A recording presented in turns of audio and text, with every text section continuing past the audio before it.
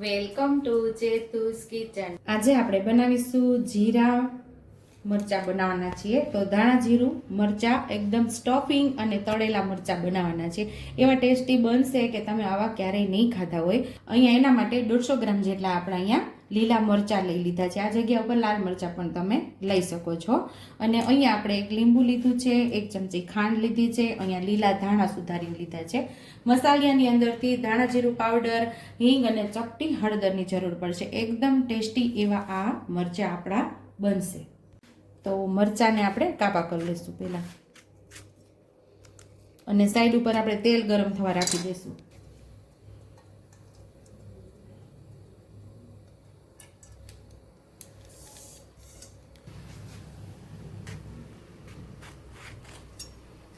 આવી રીતે આપણે મરચામાં કાપા પાડવાના છે। આની અંદર સરસ એવો મસાલો ભરાવો જોઈએ આપણો।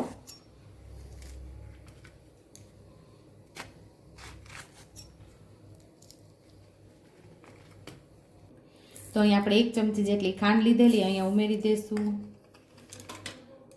અને ધાણા અને જીરાવાળા મરચાં છે એટલે ધાણા જીરુંનું પ્રમાણ વધારે રાખશું। 2 ચમચી જેટલા આપણે ધાણા લઈશું આમાં, એટલે ધાણા જીરુંનો પાવડર। અમે ધાણા અને જીરું સાથે દળાવીએ છીએ। અને 1 થી 1.5 ચમચી જેટલું આખું જીરું।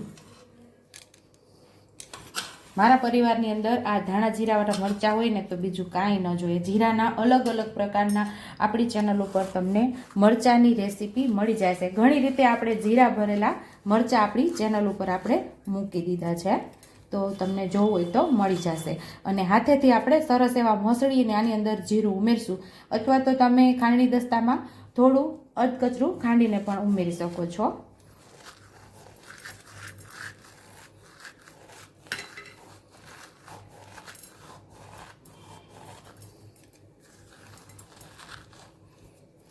હાથેથી સરસ મસળી લીધું છે અને હવે જીરાને ઉમેરી દેવાનું છે।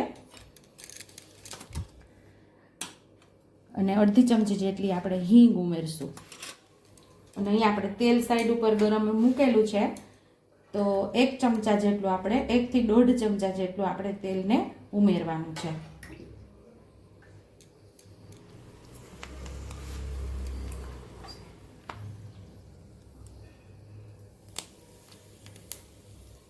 તો આપણું તેલ પણ ગરમ થઈ ગયું છે અને ઉપર 1.5 ચમચા જેટલું, આવડા 1.5 ચમચા જેટલું તેલ ઉમેરેલું છે। અને અહીંયા ગરમ છે એટલે ચમચાથી જ આપણે ઉમેરશું, પણ હવે મીઠું ઉમેરી દઈશું આપણે સ્વાદ મુજબ।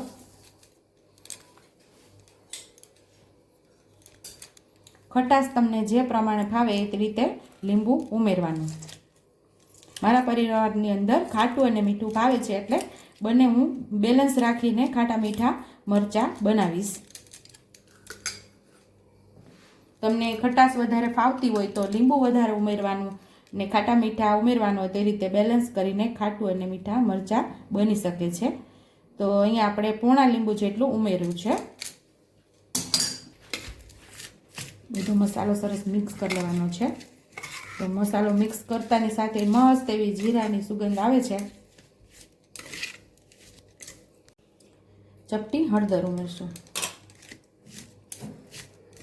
આની અંદર તમે મરી પાવડર પણ ઉમેરી શકો છો। થોડું આપણે આમાં સંચળ ઉમેરશું। આટલું આપણે સંચળ ઉમેરવાનું છે। આ જગ્યા ઉપર તમે ચાટ મસાલો પણ ઉમેરી શકો છો, તો પણ સરસ લાગે છે। હવે આપણે મરચાંને ભરી લેવાના છે।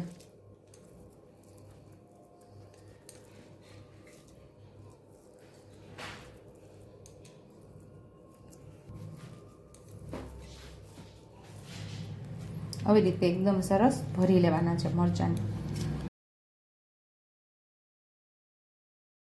તો આવી જ રીતે આપણે બધા મરચાંને ભરી લેશું। આ ખાવાની ખૂબ જ મજા આવે છે। નાના મોટા સૌ ખાઈ શકીએ એવા મરચાં હોય છે, આ બહુ તીખા નથી આવતા।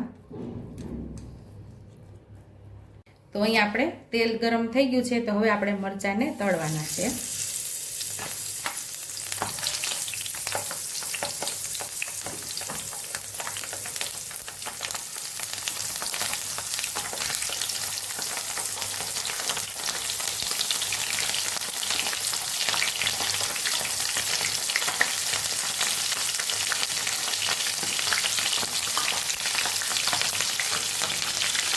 સાઈડ ચેન્જ કરી અને આપણે બે બાજુથી મરચાંને તળી લેવાના છે.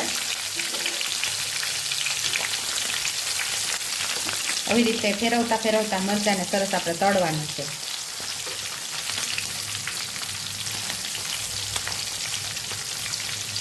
આપણે આવી રીતે મરચાંને મસ્ત એવા તળી લીધા છે. તો બધી બાજુથી સરસ આપણા મરચાંને ફેરવતા ફેરવતા તળી લીધા છે. તો મરચાંને બધા બહાર લઈ લેશું આપણે.